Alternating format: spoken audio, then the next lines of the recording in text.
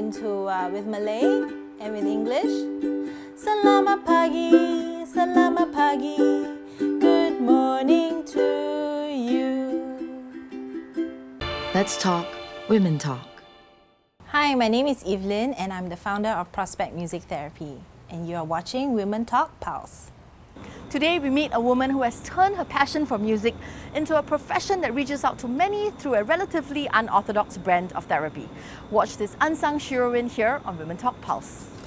Prospect Music Therapy is a social enterprise. So what is different from other sort of private practice is that we actually offer means testing for people who are not able to pay for regular therapy services. So currently we have partnerships with other organizations. Some of the organizations are such as Red Pencil with Minds, as well as the Alzheimer's Disease Association. And so these are the bigger partnership programs where we work with the organizations to roll out music therapy programs. And then also on the other hand, there are more personalized programs, services for individual clients that are needs. Mostly they are not able to leave their homes. So I actually go to their homes to offer music therapy services, mostly for stroke, dementia, and also autism. A lot of people think that music therapy is focused on mostly listening to music to make yourself relax or singing songs. So it's actually a lot more than that. It can help the client in physical ways, in also improving cognition. Also, I think because it's an artistic form of therapy, it also helps with self-expression. It enables them to to share a little part of their self, their musical history, of their identity, and also is therapeutic because you build a relationship with a therapist. You feel safe that you can confide in the therapist in a very confidential manner, in a very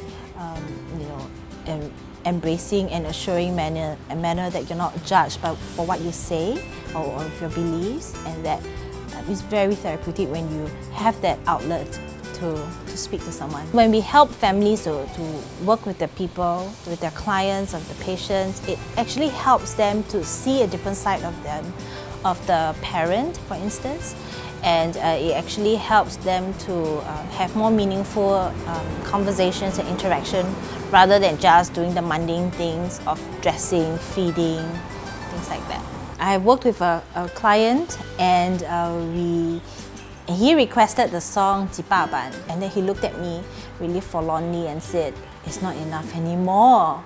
And he said, "I think I need Jichengban." And so we wrote a song where he talked about, what would he like to do with 10 million, and and he said something like, "Nasi wau Jichengban, Jichengban, wau Jichengban." And then he said, I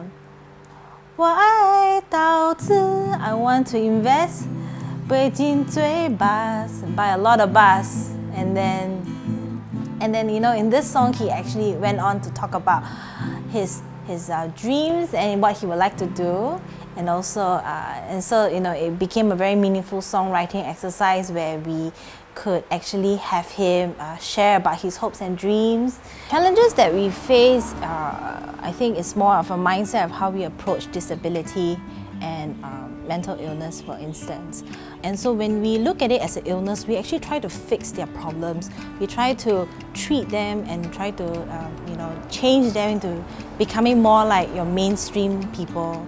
But actually it's not the case. If we recognize that people are actually just made differently. And so in music therapy, we focus very much on emphasizing their strengths and celebrating who they are and really reaffirming their identity. I think it's important for me that to be in the healthcare setting, to make a stand that we actually support and embrace inclusivity. And inclusivity also includes people with families of not the regular nuclear structure, people who with different genders and sexual orientation, socio-economic abilities as well. And that is important because accessing healthcare is difficult enough for people who do not fit into the mainstream setting. And if healthcare professionals are not visible in what they embrace, it's very difficult for them. I think there is still a lot of stigma surrounding therapy, especially when people are they feel that Singapore is so small and they cannot have a space where they can be completely unknown and confidential. And so I think there is also the stigma that for a lot of elder folks that is for people who are truly sick, for people who have really severe problems to seek therapy. I think the stigma of seeking therapy can be addressed with better understanding, and also people speaking out about their therapy process and how it has helped them. And also, I think like for myself as a music therapist, I'm actually, I hold the confidentiality very close to my heart. This job is fulfilling for me, well, I think for several reasons. One is that I get to sing every day, and singing has its great benefits.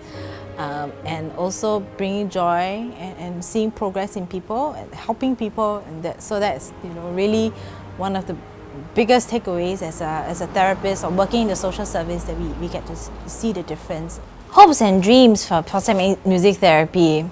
I hope that I'm not needed anymore one day, and that with welfare in society, that everybody gets provided with adequate services.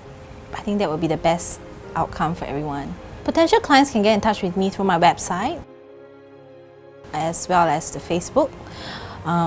They can also Google for Association for Music Therapy Singapore if they want to look for other music therapists who are working in public organizations.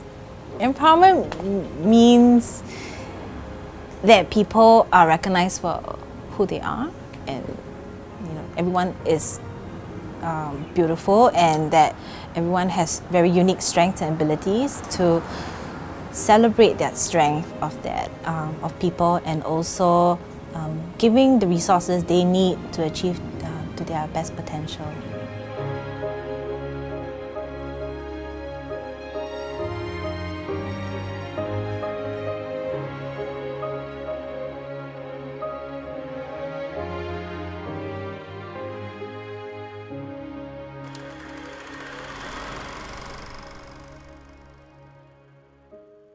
Hi, I'm Evelyn. I'm a music therapist. If you like what you see, subscribe to the channel.